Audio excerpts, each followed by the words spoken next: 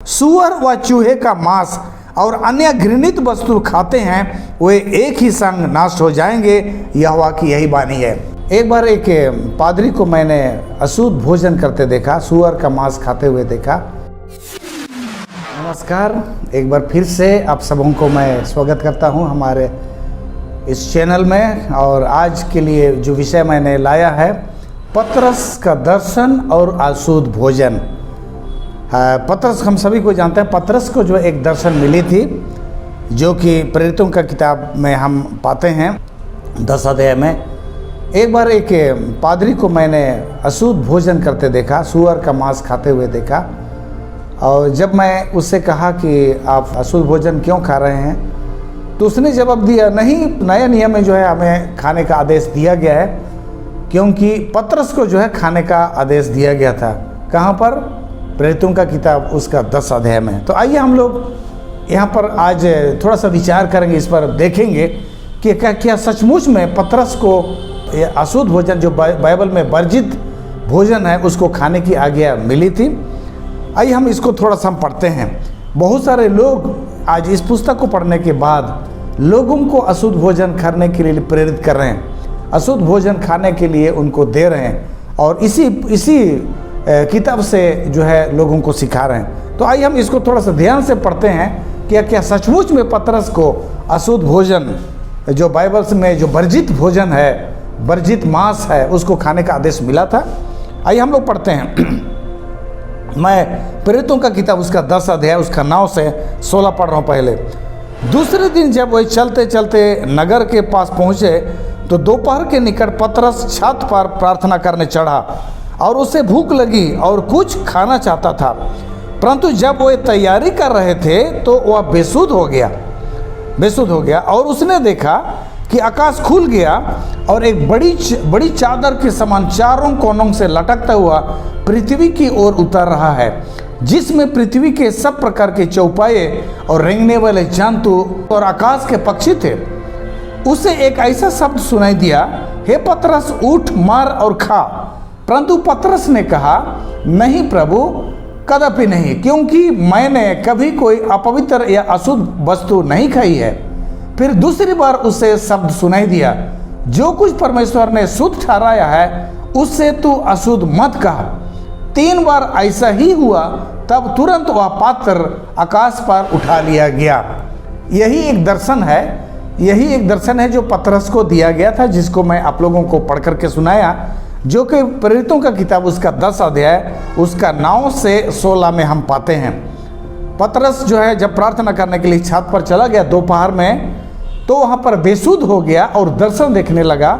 आकाश से एक चादर को उतरते हुए देखा, जो चारों कोनों से बंधी हुई थी, और उस चादर पर बड़ी संख्या में जो है सब प्रकार के चौपाए, रेंगने वाले जंतु और आकाश के पक्षी थे। उसमें जो है सब प्रकार के शुद्ध अशुद्ध सारे पक्षी थे, जंतु थे। और पतरस को सुनाई दिया, हे पतरस, मारो और खाओ। पतरस ने मना कर दिया, प्रभु, मैंने कभी अशुद्ध भोजन नहीं खाया है, मैं ऐसा नहीं कर सकता हूँ। और इस तरह से पतरस के पास 3 बार आदेश आया, तू मार और खा। तो इसी पदस्थल से आज बहुत सारे हमारे मसीह पादरीगण, मसीह शिक्षकगण, बाइबल के शिक्षकगण जो है समझ गए हैं कि नए नियम में हमें अशुद्ध भोजन को खाने की अनुमति मिल गई है। और इसीलिए आज धड़ाले से जो है हमारे बाइबल के प्रचारक, बाइबल को मानने वाले मसीह जो है अशुद्ध भोजन को भी खाते हैं, सूअर का मांस खाते हैं, सांप खाते हैं, और जो अशुद्ध मछलियों को खाते हैं। लेकिन आइए हम इसको समझने का कोशिश करेंगे, पतरस को जो है परमेश्वर क्या संदेश दे रहा था। आइए हम उसको आप ऊपर से हम लोग पढ़ते हैं। 10 अध्याय उसका 1 पद से पढ़ रहा हूँ। कैसरिया में कुरनेलियुस नाम का एक मनुष्य था, जो इतालियानी नामक पलटन का सूबेदार था। वह भक्त था और अपने सारे घराने समेत परमेश्वर से डरता था, और यहूदी लोगों को बहुत दान देता और बराबर परमेश्वर से प्रार्थना करता था। उसने दिन के तीसरे पहर के निकट दर्शन में स्पष्ट रूप से देखा, परमेश्वर का एक स्वर्गदूत उसके पास भीतर आकर के कहता है, हे कुरनेलियुस। उसने उसे ध्यान से देखा और डर कर कहा, हे प्रभु, क्या है? उसने उससे कहा, तेरी प्रार्थनाएं और तेरे दान स्मरण के लिए परमेश्वर के पास पहुँचे हैं, और अब यफा में मनुष्य भेजकर समौन को, जो पतरस कहलाता है, बुलवा ले। वह समौन चमड़े का धंधा करने वाले के यहाँ अतिथि है, जिसका घर समुद्र के किनारे है। जब वह स्वर्गदूत जिसने उससे बातें की थी चला गया, तो उसने 2 सेवक और जो उसके पास उपस्थित रहा करते थे उनमें से एक भक्त सिपाही को बुलाया और उन्हें सब बातें बताकर यफा को भेजा। तब यहाँ पर पतरस जब दर्शन दे रहा है, जब पतरस दोपहर में दर्शन दे रहा है, उससे पहले इसका बैकग्राउंड में हम लोग इस कहानी को पाते हैं। कैसरिया में कुरनेलियुस नामक एक अन्य जाति व्यक्ति, जो इतालियानी नामक एक पलटन का सूबेदार था, वो भक्त था और प्रभु यीशु मसीह पर विश्वास करता था, यहूदियों को दान देता था, दुआ करता था, प्रार्थना करता था।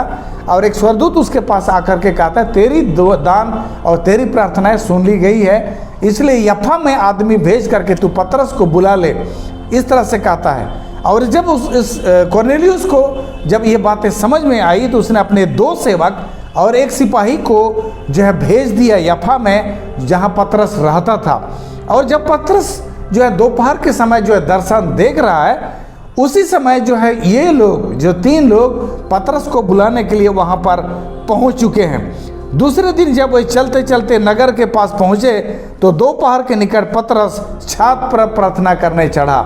ठीक जो है पतरस ऊपर प्रार्थना करने के लिए चढ़ा, और ये 3 लोग जो पतरस को बुलाने के लिए गए हैं, जिनको कुरनेलियुस ने वहाँ पर भेजा है, ये लोग वहाँ पर पहुँचते हैं। आइए मैं आगे मैं जो है पढ़ करके आप लोगों को मैं सुनाता हूँ। जब पतरस 17 पद से, जब पतरस अपने मन में दुविधा में था कि वह दर्शन जो मैंने देखा है वह क्या हो सकता है, तो देखो वे मनुष्य जिन्हें कुरनेलियुस ने भेजा था, समौन के घर का पता लगाकर द्वार पर आ खड़े हुए और पुकार कर पूछने लगे, क्या समौन जो पतरस कहलाता है यही अतिथि है?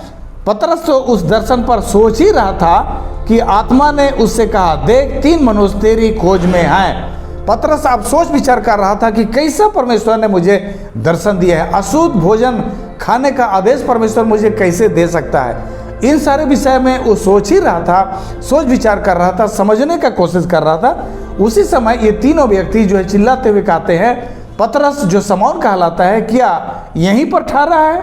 इस तरह से कहने लगा। तब जो है परमेश्वर का आत्मा पतरस को बोलता है, जब सोच विचार कर रहा था तो कहता है, तू नीचे जा, क्योंकि 3 लोग तुझे ढूंढ रहे हैं। तब पतरस ने उतरकर उन मनुष्यों से कहा, देखो जिसकी खोज तुम कर रहे हो वह मैं ही हूँ, तुम्हारे आने का कारण क्या है? उन्होंने कहा, कुरनेलियुस सूबेदार, जो धर्मी और परमेश्वर से डरने वाला और सारी यहूदी जाति में सुनाम मनुष्य है, उसने एक पवित्र स्वर्गदूत से यह निर्देश पाया है कि तुझे अपने घर बुलाकर तुझसे वचन सुने। तब उसने उन्हें भीतर बुलाकर उनकी पहुनाई की। तब पतरस जो है उन 3 व्यक्ति का उनका पहुनाई किया। और अब आगे क्या होता है मैं पढ़ के सुना रहा हूँ। दूसरे दिन वह उनके साथ गया और यफा के भाइयों में से कुछ लोग उनके साथ हो लिए।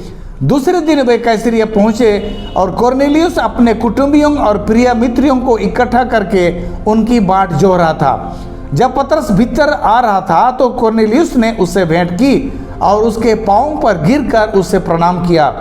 परंतु पतरस ने उससे उठाकर कहा, खड़ा हो, मैं भी तो मनुष्य हूँ। और उसके साथ बातचीत करता हुआ भीतर गया और बहुत से लोगों को इकट्ठे देखकर उनसे कहा, तुम जानते हो कि अन्य जातियों की संगति करना या उनके यहाँ जाना यहूदी के लिए अधर्म है, परंतु परमेश्वर ने मुझे बताया है कि किसी मनुष्य को मैं अपवित्र या अशुद्ध ना कहूँ। इसीलिए मैं जब बुलाया गया तो बिना कुछ कहे चला आया।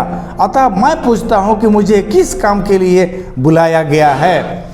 पतरस जो है उस दर्शन से, जो कि चादर का दर्शन देखा था, जिसमें अशुद्ध जीव जंतु थे, अशुद्ध पक्षी थे, और जिनको पतरस को कहा गया कि मार और खा, इस दर्शन से पतरस समझा कि मैं किसी मनुष्य को अशुद्ध ना कहूँ। और इसलिए तब कुरनेलियुस के बुलाने पर वो जो है कैसरिया चला गया और कुरनेलियुस के घर उतरा और उनका घर जो है जाकर के उनसे बातें करने लगा।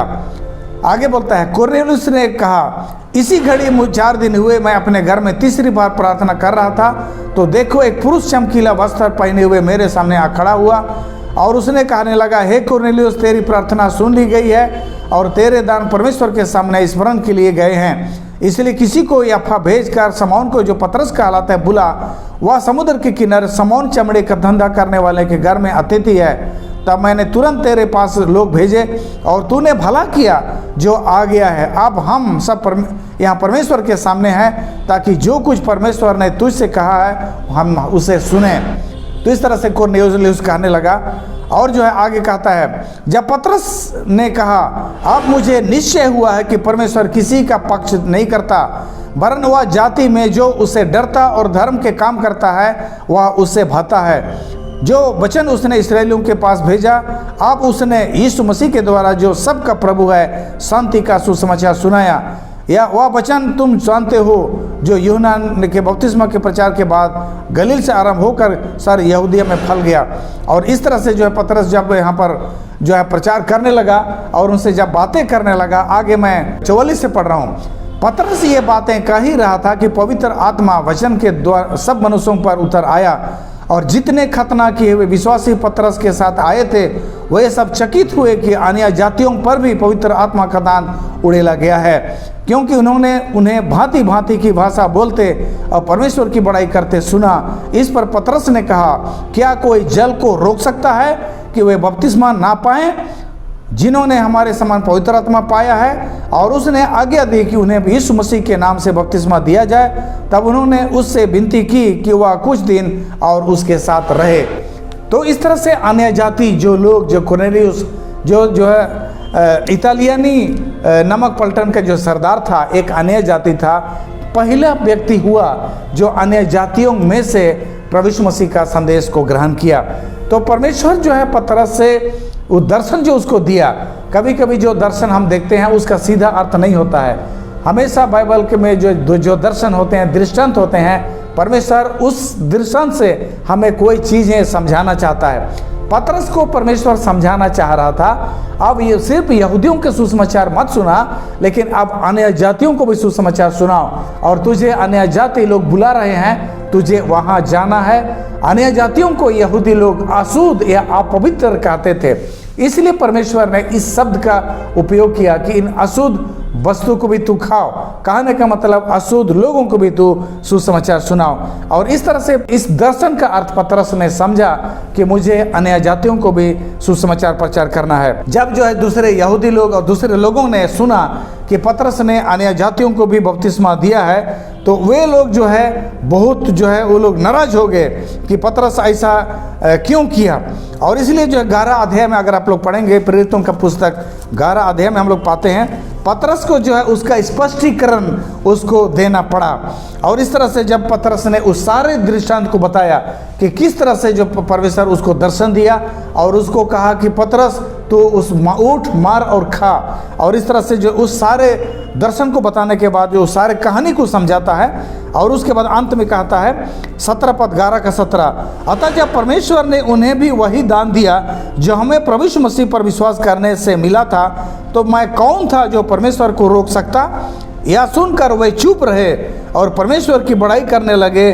तब तो परमेश्वर ने अन्य जातियों को भी जीवन के लिए मन फिराव का दान दे दिया है। इस तरह से सारे यहूदी लोग समझ गए। तो आज जो है ये पतरस को जो दर्शन दी गई थी, जो चादर का जो दर्शन दिया गया था जिसमें अशुद्ध जीव जंतु उसमें भरे हुए थे, और पतरस से कहा गया था कि तू उनको मार और खा। तो ये जो है पतरस को सूअर खाने का आदेश नहीं दे रहा था, अशुद्ध भोजन को खाने का आदेश नहीं दे रहा था, लेकिन पतरस को यह आदेश दिया जा रहा था कि तू अन्य जातियों को भी प्रचार करना। तो उस दर्शन से पतरस तो यही समझा कि मुझे अन्य जातियों को भी प्रचार करना है। लेकिन आज हमारे बहुत सारे मसीही जो शिक्षक हैं, बाइबल के शिक्षक हैं, उन्होंने इस दर्शन को पढ़ने के बाद समझ लिया कि अब हमें खाना शुरू कर देना है, और इसलिए उन्होंने जो है अशुद्ध भोजन को जो है निधड़क होकर के खाना शुरू कर दिया है। लेकिन ये जो है हम जो है इस पदस्थल को और इस घटना को शायद हम लोग सही तरह से हमने नहीं समझा है। अगर हम लोग बाइबल में हम लोग देखेंगे, बाइबल में देखेंगे लवे व्यवस्था का पुस्तक अगर आप पढ़ेंगे तो लवे व्यवस्था का पुस्तक उसका जो है 11 अध्याय में वहाँ पर साफ साफ हमें बता दिया गया है कि किस तरह के पशु शुद्ध हैं और किस तरह के पशु जो है अशुद्ध हैं। 11 का मैं जो यहाँ पर मैं पढ़ रहा हूँ 3 से लय व्यवस्था 11 का पशु में से जितने चीरे व फटे खुर के होते हैं और पागुर करते हैं उन्हें खा सकते हो, परंतु पागुर करने वाले या फटे खुर वालों में से इन पशुओं को ना खाना, अर्थात ऊंट जो पागुर तो करता है पर चीरे खुर का नहीं होता, इसलिए वह तुम्हारे लिए अशुद्ध है। और सपान जो पागुर तो करता है पर चीरे खुर का नहीं होता, वह तुम्हारे लिए अशुद्ध है। और खरहा जो पागुर तो करता है परंतु चीरे खुर का नहीं होता, इसलिए वह भी तुम्हारे लिए अशुद्ध है। और सूअर जो चीरे अर्थात फटे खुर का तो होता है परंतु पागुर नहीं करता, इसलिए वह तुम्हारे लिए अशुद्ध है। उनके मांस में से कुछ न खाना और उनकी लोथ को छूना भी नहीं, ना ये तो तुम्हारे लिए अशुद्ध हैं। तो यहाँ पर जो है हम लोग पाते हैं कि किस तरह के जीव जो पशु पागुर करते हैं और फटे खुर के हैं वो जो है शुद्ध है, लेकिन जो पागुर नहीं करते हैं या फटे खुर के नहीं होते हैं वो जो है अशुद्ध हैं। कोई एक दोनों होना चाहिए, पागुर करना और फटाखुर ये दोनों होना चाहिए, तभी वह शुद्ध है। अगर पागुर करता है लेकिन फटाखुर नहीं है तो जो है वो अशुद्ध है, इस तरह से कहा गया। उसी प्रकार से 9 पद से लेकर के अगर हम पढ़ेंगे 12 पद तक, तो जितने जल जंतु पानी में रहने वाले मछलियाँ जिनके चोंटे और जिनके तैरने के लिए पंख होते हैं वो जो है शुद्ध है कहता है, परंतु जिनके चोंटे नहीं होते और जो है जिनके पंख नहीं होते वो जो है अशुद्ध है। उसी तरह से हम लोग 13 से हम लोग पढ़ते हैं, 13 से 19 तक हम लोग पढ़ते हैं किस तरह के पक्षी जो है अशुद्ध हैं। जितने भी इसमें जो है नाम दिया गया है, लेकिन ऐसा दिया कि जितना भी जो है मांस खाने वाले पक्षियां हैं वही जो है अशुद्ध हैं, और जितने जो है पक्षी जो है दाना खाते हैं वह शुद्ध हैं, इस तरह से यहाँ पर दिया गया है। 20 से अगर हम लोग 23 तक हम पढ़ेंगे तो जितने जो कीड़े मंगड़े रेंगने वाले जीव जंतुओं में से कौन शुद्ध है कौन अशुद्ध है ये जो है यहाँ पर दिया गया है। तो इन सारी चीज़ों को आप लोग पढ़ सकते हैं। तो इसमें यहोवा ने मूसा और हारून से कहा, इस्राएलियों से कहा ना, जितने पशु पृथ्वी पर हैं उनमें से तुम इन जीवधारियों को खा सकते हो। ये परमेश्वर की ओर से ये संदेश आया। मूसा को कहा गया कि ये जंतु जो हैं अशुद्ध हैं और ये शुद्ध हैं, इस तरह से ये परमेश्वर की ओर से संदेश आया। बहुत सारे लोग आज कहते हैं कि शुद्ध अशुद्ध जीव जंतु जो हैं ये तो मूसा की व्यवस्था का हिस्सा है, लेकिन भाइयों ये गलत फहमी है। आप लोगों को गलत फहमी है, ये मूसा का व्यवस्था का हिस्सा नहीं है। शुद्ध अशुद्ध पशु पक्षियों का निर्धारण जो है सृष्टि से ही किया गया है। आइए हम लोग उत्पत्ति का पुस्तक उसका 7 अध्याय और उसका 2 और 3 पद आप लोग को पढ़ के सुनाता हूँ। सब जाति के शुद्ध पशुओं में से तो तू 7 जोड़े अर्थात नर और मादा लेना, पर जो पशु शुद्ध नहीं है उनमें से 2 लेना अर्थात नर और मादा। जब हम नूह का कहानी जब लोगों को हम बताते हैं तो हम लोगों को बताते हैं कि नूह ने वहाँ पर 2 नर और मादा 2 करके जो है जानवरों को लिया, लेकिन ये गलत इन्फॉर्मेशन है, हम गलत बताते हैं। बाइबल कहता है कि नूह जो है अपने जहाज पर जो पशु शुद्ध थे उनको 7 जोड़ा यानी 14 उनको लिया, और जो पशु अशुद्ध हैं सिर्फ उनको जो है 1 जोड़ा यानी 2 करके लिया। तो नूह को बहुत अच्छी तरह से पता था कि कौन, हालांकि नूह उस समय किसी पशु को खाता नहीं था। नूह के समय तक जो है मांस खाना इस पृथ्वी पर आरंभ नहीं हुई थी, कोई इंसान मांस नहीं खाता था। फिर भी नूह को अच्छी तरह से मालूम था कि कौन पशु शुद्ध है और कौन पशु अशुद्ध है, और इसीलिए तब नूह जो है जो पशु शुद्ध थे उनको 14 यानी 7 जोड़ा चढ़ाया, और जो अशुद्ध हैं उनको सिर्फ 2 चढ़ाया। तो इस तरह से नूह के समय से ही ये निर्धारित यानी सृष्टि से ही शुद्ध और अशुद्ध पशुओं में भेद की गई है, उनको जो है निर्धारण की गई। इस चीज़ को हम लोग यहाँ पर हम पाते हैं। ये कुलुस्सियों का पुस्तक में 2 अध्याय और वहाँ पर जो है वहाँ पर मैं 20 और 21 से, अतः जब तुम मसीह के साथ संसार की आदि शिक्षा की ओर से फिर गए हो तो फिर क्यों उनके समान जो संसार में है जीवन व्यतीत करते हो, कि तुम ऐसी विधियों के वश में क्यों रहते हो कि या ना छूना, उसे ना खाना और उसे हाथ ना लगाना। ये सब वस्तुएं काम में लाते लाते नष्ट हो जाएंगी, क्योंकि ये मनुष्यों की आज्ञाओं और शिक्षाओं के अनुसार है। तो यहाँ पर कुलुस्सियों का पुस्तक और उसमें जो है कुलुस्सी का पुस्तक उसका 2 उसका हम लोग यहाँ पर पाते हैं, इसे ना छूना उसे ना छूना, इस तरह का शिक्षाओं को क्यों मानते हो। तो बहुत सारे हमारे लोग आज इस पदस्थल को पढ़ने के बाद सोचते हैं कि अब हमें शुद्ध अशुद्ध में इससे जो है उसमें भेदभाव नहीं करना है, सारे जो है शुद्ध हैं, सब जानवरों को हमें खाना, इस तरह से वो लोग मानते हैं। लेकिन यहाँ पर साफ सब कहता है, बोलता है ये क्योंकि मनुष्यों की आज्ञाओं पर जो है ये आधारित हैं, ये सारे शिक्षा मनुष्यों के आधारित पर। लेकिन जैसे सूअर नहीं खाना, कौन जानवर शुद्ध है और कौन जानवर अशुद्ध है, इसका निर्धारण जो है किसी मनुष्य ने नहीं किया है, ये मनुष्यों की ओर से नहीं हुआ है, ये मूसा का व्यवस्था का भी हिस्सा नहीं है, ना कि यहूदियों का व्यवस्था का हिस्सा है। लेकिन जानवरों में जो है शुद्ध और अशुद्ध में जो भेद की गई है, यह परमेश्वर की ओर से भेद की गई है और सृष्टि से ही है। नए नियम में बहुत सारे हम लोग पाते हैं कि बोलता है जो मनुष्यों की जो विधि पर, मनुष्यों की विधि यानी मूसा की विधि के अनुसार से जो था वो समाप्त हो गई, लेकिन परमेश्वर की ओर से है वो बातें जो है कभी नहीं समाप्त हुई है। यशाया का पुस्तक से आप लोगों को मैं पढ़ करके सुनाना चाहता हूँ। यशाया का पुस्तक उसका 66 अध्याय और उसका 15 से मैं पढ़ रहा हूँ। जब प्रभु यीशु मसीह इस पृथ्वी पर आएगा, हम सभी जो है आज अधिकतर मसीह हम इंतजार कर रहे हैं प्रभु यीशु मसीह के आने का। तो जब प्रभु यीशु मसीह इस पृथ्वी पर आएगा तो जो है क्या कुछ होगा, ये मैं पढ़ के सुनाता हूँ।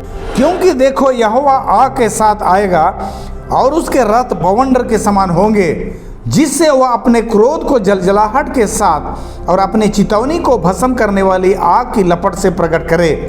क्योंकि यहोवा सब प्राणियों का न्याय आग से और अपनी तलवार से करेगा और यहोवा के मरे हुए बहुत होंगे। जो लोग अपने को इसलिए पवित्र और शुद्ध करते हैं कि बारियों में जाएं और किसी के पीछे खड़े होकर सूअर व चूहे का मांस और अन्य घृणित वस्तु खाते हैं, वे एक ही संग नाश हो जाएंगे। यहोवा की यही वाणी है। तो यशाया का इस पुस्तक में यहाँ पर प्रभु यीशु मसीह जब आएगा, बवंडर के समान आएगा, आग के समान आएगा, बादलों पर प्रभु यीशु मसीह आएगा, तो कौन लोग मारे जाएंगे, कौन लोग तलवार से मारे जाएंगे, कौन लोग नाश होंगे, उसका चर्चा यहाँ पर यशाया का पुस्तक उसका 66 अध्याय और उसका 15 से कहता है। 17 पद में विशेष करके कहता है, जो लोग अपने को इसलिए शुद्ध और पवित्र करते हैं, किसी के पीछे खड़े होकर सूअर और चूहा का जो मांस खाते हैं, वो दोनों ही नाश हो जाएंगे। तो प्रभु यीशु मसीह के आगमन में, प्रभु यीशु मसीह के आगमन में सूअर का मांस खाने वाले, सूअर का मांस खाने वाले जो है वो नाश हो जाएंगे। ये जो है इस बात को हम लोग पाते हैं, ये बाइबल में लिखी है। तो इसलिए जो है हमें जो है पतरस को ये सूअर का मांस खाने की कभी आदेश नहीं मिली थी। पतरस को आदेश मिला था कि अन्य जातियों के पास जा कर के उनको प्रचार करने के लिए। तो आज बहुत सारे बाइबल को ठीक तरह से नहीं समझने के कारण से पतरस का उस घटना को पढ़ने के बाद हम जो लोगों को सिखा रहे हैं कि अब हमें अशुद्ध भोजन को भी खाने का ज़रूरत है, तो हमें खबरदार हो जाना चाहिए। यशाया कहता है प्रभु यीशु मसीह आएगा, बवंडर के साथ आएगा, बादलों पर आएगा, और जो लोग सूअर का मांस खाते हैं, जो चूहा का मांस खाते हैं, वो दोनों ही नाश हो जाएंगे। ये बाइबल कहती है। आइए हम लोग नए नियम से मैं आप लोग को एक पदस्थल पढ़ के सुनाता हूँ, और ये मिलता है 2 कुरिन्थियों का पुस्तक उसका 6 अध्याय और उसका मैं 17 और 18 को पढ़ रहा हूँ। लिखा है, इसलिए प्रभु कहता है उनके बीच में से निकलो और अलग रहो और अशुद्ध वस्तु को मत छुओ, तो मैं तुम्हें ग्रहण करूंगा और मैं तुम्हारा पिता होऊंगा और तुम मेरे बेटे और बेटियां होंगे। यह सर्वशक्तिमान प्रभु परमेश्वर का वचन है। इसलिए प्रभु कहता है कि उनके बीच में से निकलो, उन अशुद्ध भोजन खाने वालों के बीच में से निकलो और अशुद्ध वस्तु को मत छुओ, तो मैं तुम्हें ग्रहण करूंगा। परमेश्वर हम लोगों को आशीष दे कि हम जो है हम ईमानदारी से बाइबल को समझें और बाइबल को जानें। परमेश्वर ने को बहुत सारी चीज़ें हैं वर्जित की है, बहुत सारे भोजन है जो कि लंबे व्यवस्था 11 अध्याय में आप लोग को मैं पढ़ करके सुनाया। परमेश्वर ने बहुत सारे जानवरों को अशुद्ध घोषणा किया है, चूहे, सूअर और अशुद्ध मछलियाँ जो बिना चोंटे के होते हैं, और पक्षियों में से भी अशुद्ध होते हैं। अगर हम उसको खाते हैं तो हम अशुद्ध होते हैं। परमेश्वर हमें वर्जित करता है। पतरस को परमेश्वर ने अशुद्ध भोजन खाने का आदेश नहीं दिया। पतरस को परमेश्वर ने अन्य जातियों को भी प्रचार करने का आदेश दिया। अन्य जातियों को यहूदी लोग अशुद्ध समझते थे, इसलिए परमेश्वर ने उस अशुद्ध शब्द का प्रयोग किया, और इस तरह से परमेश्वर पतरस को बहुत अच्छी तरह से समझा दिया। और पतरस का इसी दर्शन के कारण से आज हम जितना भी अन्य जाति लोग मसीही धर्म का आनंद ले सक रहे हैं, उद्धार का भागीदार हम बन सक रहे हैं। तो परमेश्वर को धन्यवाद हो कि एक समय हम अशुद्ध जाने जाते थे, अशुद्ध गिने जाते थे, लेकिन परमेश्वर ने हमें भी सुसमाचार में शामिल करने का आदेश दिया और ये आदेश पतरस को दिया कि अन्य अशुद्ध किसी को अशुद्ध ना कहना। परमेश्वर का धन्यवाद हो कि आज हम सभी यीशु मसीह पर विश्वास करते हैं। लेकिन बाइबल में अशुद्ध भोजन खाने का जो है पतरस को हरगिज उसको आदेश नहीं दिया गया था। जो पादरीगण पतरस का उस दृष्टांत से उस घटना से लोगों को सिखा रहे हैं कि आप हमें अशुद्ध भोजन खाना है, हम होशियार हो जाएं, ये गलत है। परमेश्वर पर कभी भी पतरस को अशुद्ध भोजन खाने का आदेश नहीं दिया, लेकिन उसको अन्य जातियों को प्रचार करने का अवश्य ही उसको आदेश दिया था। तो परमेश्वर हम सबों को आशीष दे। आइए आप सबों के लिए मैं दुआ करता हूँ। स्वर्गीय प्रभु, हम तेरा धन्यवाद करते हैं कि इस पृथ्वी पर बहुत सारी चीज़ों से तू हमें वर्जित किया है ताकि हम उससे खाकर अशुद्ध ना हो जाएं।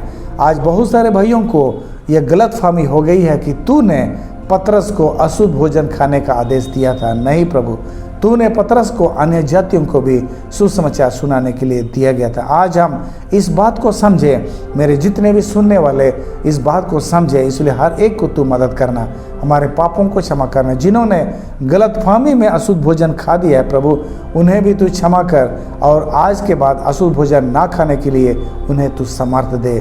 पाप गुनाहों को क्षमा करते हुए इस प्रार्थना को यीशु के नाम से मांगते हैं, सुन और ग्रहण कर, आमीन। वीडियो यहाँ तक देखने के लिए आपका बहुत बहुत धन्यवाद। वीडियो अच्छी लगी हो तो लाइक और बुरी लगी तो डिसलाइक, मगर दोनों ही कंडीशन में कमेंट बॉक्स में अपनी राय जरूर दें।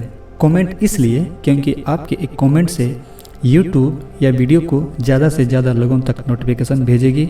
इस प्रकार वीडियो सर्कुलेट होती रहेगी। और अगर चैनल पे नए आए हैं तो चैनल को प्लीज़ सब्सक्राइब कर दीजिएगा और बेल नोटिफिकेशन भी ऑन कर दीजिएगा ताकि आगे जब भी हम वीडियो डालें आपको नोटिफिकेशन मिल सके। फिर से एक बार धन्यवाद।